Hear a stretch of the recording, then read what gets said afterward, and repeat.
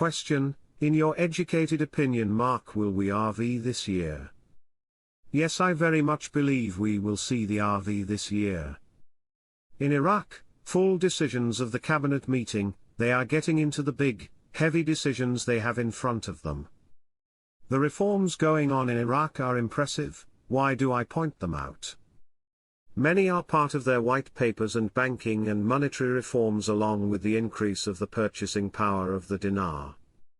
Television is saying the dinar has grown in strength locally and that the decline of the dollar market is looking good, saying this is great that the black market is failing, the monetary reform is succeeding and soon to bring forth what was promised.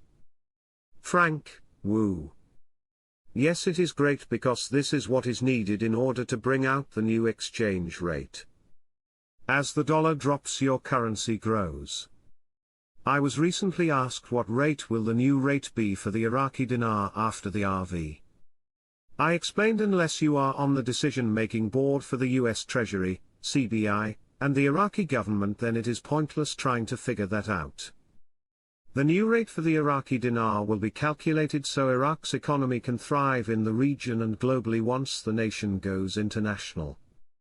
As far as the hydrocarbon law is concerned, I think we need the financial side of things first. Article 140, they're going to need the financial side done first. I think that's where they're at. What is the total spending and price of a barrel of oil in the 2025 budget? Quote, the price of a barrel of oil in the 3-year budget, to which the 2025 budget is subject, was set at $70. Just wanted to reiterate once again that the budget is based on the prices of a barrel of oil and not the rate of the dinar. They never held up announcing a budget because of the RV. The central bank publishes the controls for declaring funds and their entry or exit from Iraq. One of the things I was always told is that they would secure the borders to restrict flow of cash, specifically dinar, out of the country in the days before the RV. Can only take $10 grand US, and cannot leave the country with more than $1 million dinar. I think this one is important.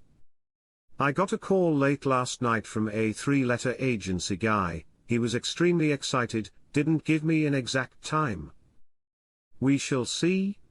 Mr. Sammy just said don't be surprised to see the notes being exchanged out early to mid-November. Frank: so do I.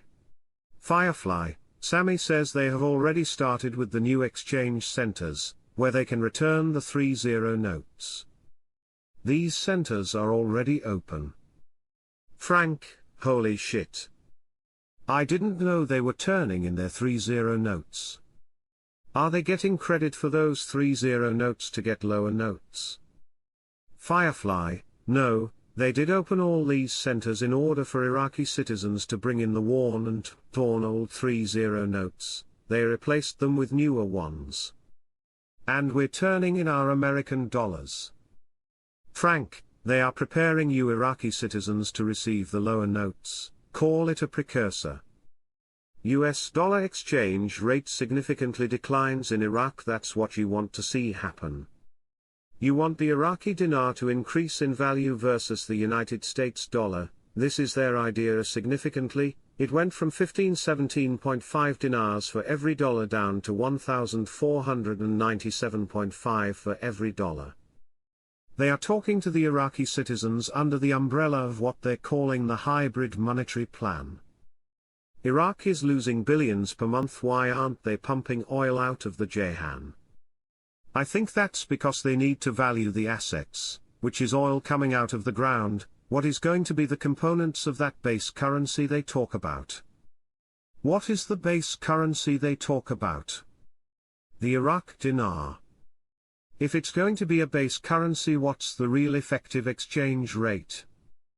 And that's those budget tables in 2024.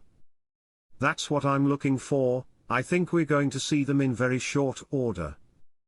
A second set of book that uses a different exchange rate.